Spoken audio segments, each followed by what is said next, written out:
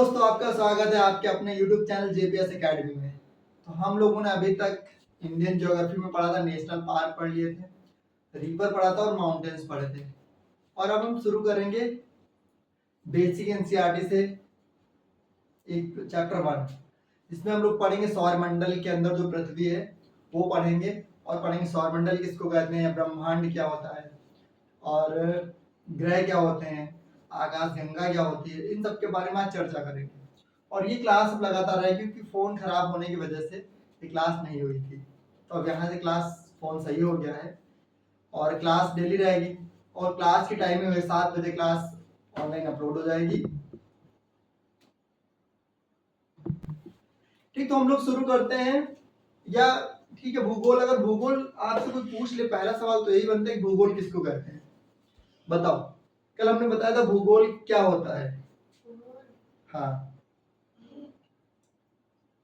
पृथ्वी के ऊपर होने वाली मानविक या प्राकृतिक प्रक्रिया को भूगोल कहते हैं। पृथ्वी की सतह पर होने वाले प्राकृतिक तथा मानवीय घटनाओं का अध्ययन जो है भूगोल कहलाता है। ठीक, तो और भूगोल के जनक, जो भूगोल के जनक कौन है, इराटोस्थेनीज। इराटोस्थेनीज। तो पहली तो बात यह है कि अगर तुमसे कोई पूछ लेता कि ठीक है कौन सा सब्जेक्ट पढ़े, तुमने हम भूगोल पढ़े, अब तुमसे पूछ लेंगे कि भूगोल क्या होता है, बत्तीगुल।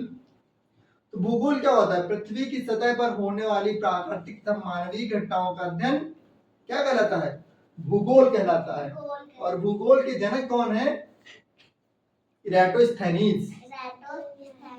यस। तो चैप्टर कह लीजिए या पार्ट 1 आज क्लास की जो है हमारी पहली क्लास होगी ये NCERT। ठीक, तो पहले जो चैप्टर का नाम हम लोग उसमें पढ़ेंगे, क्या पढ़ेंगे, पृथ्वी सौरमंडल में। शांत बैठो, शांत। ठीक, पृथ्वी सौरमंडल के अंदर मतलब पहले तो सौरमंडल पढ़ेंगे कि ग्रह हैं, तो ग्रहों के बारे में पढ़ेंगे कि हमारे सौरमंडल में कितने ग्रह हैं, 9 ग्रह। सूर्य को मिलाकर के, सूर्य जबकि कहते हैं तारा है, अगर उसको मिला लेंगे तो 9 है, नहीं तो 8 है। तो एक एक करके पढ़ेंगे। पढ़ने से पहले ये भी तो जान ले भूगोल क्या होता है, ब्रह्मांड क्या होता है, सौरमंडल क्या होता है, ग्रह क्या होते हैं, तारे क्या होते हैं, इन सब के बारे में चर्चा हो जाएगी। तो आगे फिर पढ़ना शुरू करेंगे। बुध, पृथ्वी, शुक्र, मंगल, बृहस्पति, अरुण, गरुड़ सब पढ़ लिया जाएगा। ठीक, तो हम लोग शुरू करते हैं। तो अगर तुमसे कोई पूछे कि पृथ्वी, पहला क्वेश्चन ये बनता है कि भूगोल, भूगोल क्या है, अगर पूछ ले तो पृथ्वी की सतह, मान लो तुम्हारी ये पृथ्वी है, ड्राइंग तो अच्छी है नहीं लेकिन तब भी तुम मान सकते हो, मानने में क्या जाता है, कुछ नहीं। ये पृथ्वी है, मान लो ये इसकी सतह है। तो पृथ्वी की सतह पर चाहे ये तुम्हारी नदियां हो जाए, चाहे ये माउंटेन हो जाए, ये घाटी हो जाए, पेड़ पौधे हो गए, मान लो ये यहाँ पे कोई खदान है, कोयले की खदान, इन सब का अध्ययन क्या कहलाता है। या एक ये समझ लो एक मानव है, ये इसके हाथ हैं, ये इसकी आंखें हैं, इसके द्वारा भी जो कुछ यहाँ पे किया जाएगा उन सबका अध्ययन क्या कहलाएगा, भूगोल। तो एक छोटा सा मतलब लिख लो, पृथ्वी की सतह पर, पृथ्वी की सतह पर होने वाली प्राकृतिक तथा मानवीय घटनाओं का अध्ययन भूगोल कहलाता है, या भूगोल कहते हैं। ठीक, कहलाता है। तो अब पृथ्वी के ऊपर तो बहुत तरीके, तो आज टाइम चाहे ये नदी अध्ययन कर लो, खदान पढ़ लो, या मानव द्वारा कुछ भी किया गया हो, कोई भी रिसर्च किया गया, उस सबका अध्ययन जो है, इसके ऊपर हमारी धरती के ऊपर जितने भी चीजों के बारे में अध्ययन किया तो सब क्या कहलाता है, भूगोल कहलाता है, चाहे उसके अंदर हो या बाहर हो।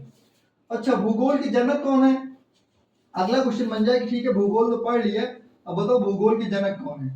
जनक मतलब पापा कौन है, इराटोस्थेनीज। इराटोस्थेनीज। ठीक, ये बात अपनी लिख ली। अब अगला बनता है, तो ठीक है भैया हम ये भी समझ के भूगोल क्या होता है और भूगोल के पिताजी कौन है। अब बात आती है कि सौरमंडल क्या होता है या ब्रह्मांड क्या होता है, तारे क्या होते हैं, ग्रह क्या होते हैं। तो बताओ ब्रह्मांड किसे कहते हैं। ब्रह्मांड किसे कहते हैं, ये पहला क्वेश्चन है। तुम लोग बताओ क्या हुआ। कोई बात नहीं, ब्रह्मांड किसे कहते हैं। तो हमने कल शायद बताया था तुमको कि आकाश गंगा, याद आया कुछ। आकाश गंगा, तारे, ग्रह, गैस, धूल के कण, इन सब के विशाल समूह को क्या कहते हैं, ब्रह्मांड कहते हैं। ठीक, मान लो ये तुम्हारा क्या है, ये ग्रह हो गए, ये तारे हो गए, ये धूल के कण हो गए, गैसेस भी हो, ऐसी गैसेस भी होती है। तो इन सबका जो समूह होगा उसको क्या कहेंगे, ब्रह्मांड। ब्रह्मांड कोई छोटा सा है नहीं। साइंस कहती है कि लगातार क्या हो रहा है, बढ़ रहा है। बैठ जाओ। तो ब्रह्मांड समझ में आ गया क्या। तो आकाश गंगाएं हो गई, जो आकाश गंगा होती है। अच्छा, अब आगे क्वेश्चन ये भी तो आएगा कि ठीक है ब्रह्मांड तो समझ गए, आकाश गंगा भी समझ जाएंगे, गैसेस भी समझ जाएंगे धीरे धीरे। धूल के कण पता ही है, नहीं पता तो कभी रोड पे निकलो पता चल जाएगा धूल कण क्या होते हैं। तो ब्रह्मांड पता चल गया क्या होता है। अब बात आती है आकाश गंगा। आकाश गंगा क्या होती है, कोई बताएगा।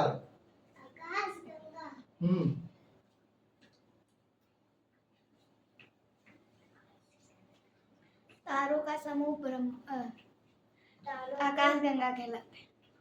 हाँ, अगर क्वेश्चन तुमसे पूछे कि बताओ आकाश गंगा किसे कहते हैं। तारों के विशाल समूह को क्या कहते हैं, तारों के विशाल समूह आकाश गंगा कहलाता है। अगर तुमसे पूछते कि तुम भी तो किसी आकाश गंगा में रहते हो, तुम कहाँ रहते हो, तो तुम रहते हो मिल्की वे। तुम्हारी आकाश गंगा का नाम क्या है, ये भी बहुत जरूरी है। हमारी जो आकाश गंगा है उसका नाम क्या है, मिल्की वे। और इसको हम क्या कहते हैं, दुग्ध मेखला भी कहते हैं, दुग्ध मेखला भी कहते हैं। ठीक, अब तुमने पढ़ लिया ब्रह्मांड समझ के, भूगोल क्या होता है, इसके जनक समझ लिया, आकाश गंगा भी तुमको पता हो गया क्या होता है। अब बात आती सौरमंडल। सौरमंडल क्या होता है, सौरमंडल बताओ क्या होता है भैया। सौरमंडल किसे कहते हैं,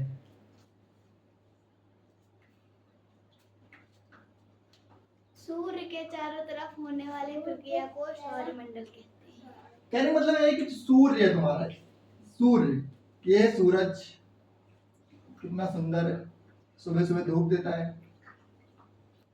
हंस रहा है, ये दांत निकालते हैं। ठीक, कहने मतलब सूर्य के चारों तरफ जो भी ग्रह उपग्रह ये सब परिक्रमा करते हैं क्या कहलाते हैं, जो इनका समूह होता है इसको क्या कहते हैं, सौरमंडल। अब मान लो ये तुम्हारा यहाँ पे क्या हो गया, बुध हो गया, शुक्र हो गया, पृथ्वी हो गई, मंगल हो गया, सब क्या, ये सब इसके आसपास घूमते हैं।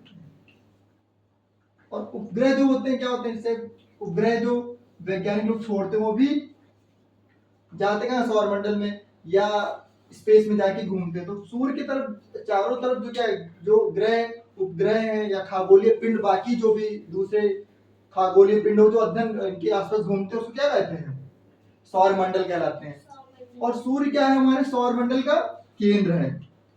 सूर्य क्या है, सूर्य जो है सौरमंडल का केंद्र है। अब क्वेश्चन बनता है ठीक है सूर्य फिर क्या है, ये भी तो है, सूर्य क्या है, सूर्य क्या है, तारा है। सूर्य एक तारा है जो क्या करता है, स्वयं प्रकाशित होता है और ऊष्मा देता है। इसी पे एक ऐसा सूर्य ग्रह है जो इसके पास खुद की क्या है, ऊष्मा और प्रकाश है। बाकी जितने भी तुम्हारे ग्रह हैं क्या करते हैं, इसी के प्रकाश से चमकते हैं। इतनी बात समझ में आ गई? बैठ जाओ फिर, खड़े नहीं होना है। तो सूर्य क्या है? सूर्य एक तारा है। क्या है? सूर्य एक तारा है जिसकी खुद की अपनी ऊष्मा है, और सूर्य में जो सबसे अधिक गैस होती है, इसी में ये पॉइंट लिख लो, क्या होती है? हाइड्रोजन सबसे ज्यादा गैस होती है, और उसके बाद क्या होती है? हीलियम होती है। इन दोनों की क्या होता है? नाभिकीय संलयन से सूर्य को ऊर्जा सूर्य की जो क्या है? ऊर्जा प्राप्त होती है। और सूर्य पृथ्वी में ऊर्जा का सबसे बड़ा स्रोत है। ठीक, हम लोग जो सोलर एनर्जी, सोलर पैनल लगाएं, सिर्फ 0.3% सूर्य की एनर्जी का यूज करते हैं। अगर हम 10% भी कर लें तो हमको इलेक्ट्रिक की जरूरत नहीं पड़ेगी, सारी की सारी एनर्जी किस पे शिफ्ट हो जाएगी? सूर्य पे। ठीक, तो इतनी बात समझ में आ गई? तो सूर्य क्या है? सूर्य एक तारा है, ये स्वयं ऊर्जा उत्पन्न करता है, और इसमें सबसे ज्यादा गैस कौन सी होती है? हाइड्रोजन और हीलियम होती है। अब हम पढ़ेंगे ग्रह, ग्रहों के बारे में। अब ग्रह क्या होते हैं? ग्रह किसे कहते हैं? ग्रह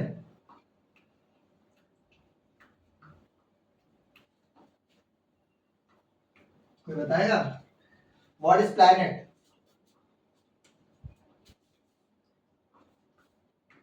ग्रह क्या होते हैं? वे खगोलीय पिंड जो क्या करते हैं? सूर्य की परिक्रमा करते हैं, या वे ग्रह जो सूर्य की परिक्रमा करते हैं और उनका खुद का प्रकाश नहीं होता है, वो सूर्य के प्रकाश से चमकते हैं, क्या कहलाते हैं?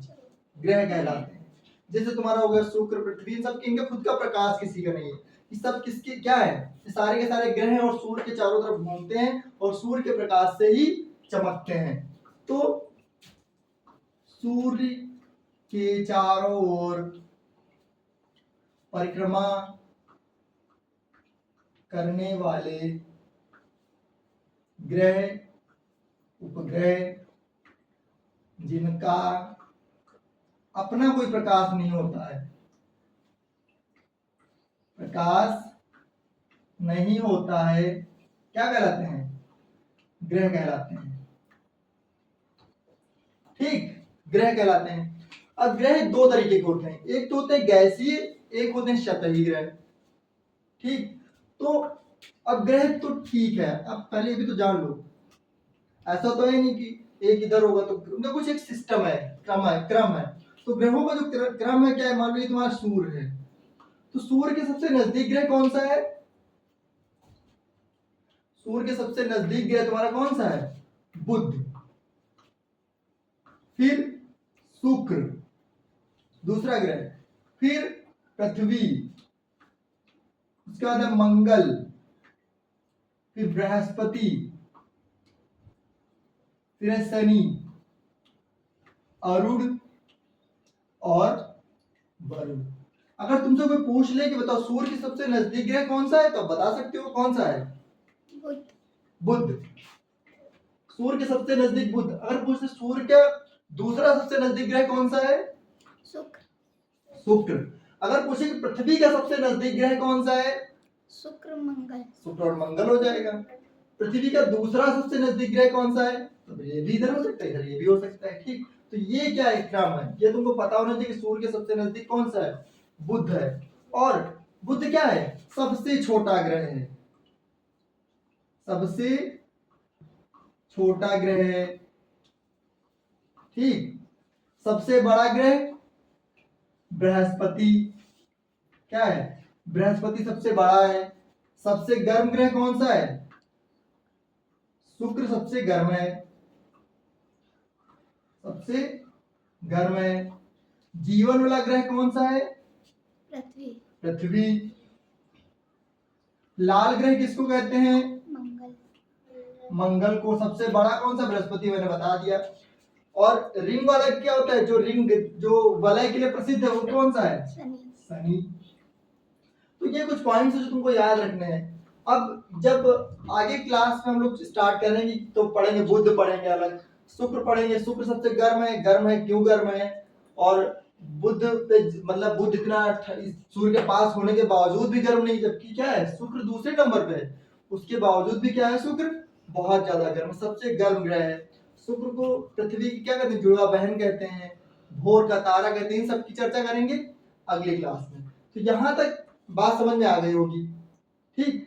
तो क्या है, सबसे नजदीक है बुध है, सबसे छोटा ग्रह बुध है, सबसे बड़ा ग्रह तुम्हारा बृहस्पति है, गर्म शुक्र है।